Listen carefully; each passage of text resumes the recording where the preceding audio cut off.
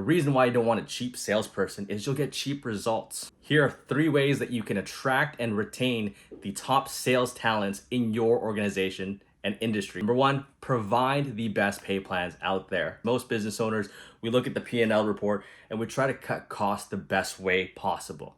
But you never want to cheap out on a salesperson. The reason why you don't want a cheap salesperson is you'll get cheap results, right? You might be able to get someone entry level 100% commission, but they're not going to execute the same way that a 6-figure salesperson might execute. They're not going to have the same knowledge as someone with a higher commission that they're going to ask for. Someone who is well versed in the sales field will not take an entry level pay cut.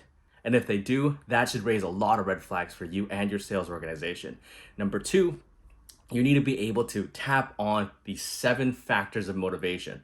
For most business owners, they only know one, and that's finance. They only know how to provide monetary compensation that'll motivate their employees, but that's not how all employees are motivated. There's actually 7 factors, and if you don't know what they are, send me an email below and I'll be able to help you out with that. But number 3, provide your team with a clear plan on where you want to go for the organization, where you see them going with the organization, and make good on that promise. If you tell your team that if they hit $1 million this year, someone is going to be up for promotion, promote somebody. Don't be cheap about it.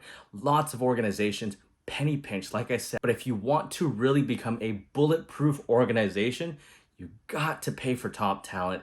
You have to do what you're gonna say financially, and you have to do what you're gonna say and promise to your team. So that way you have their trust built in and they have your back to grow your business with you.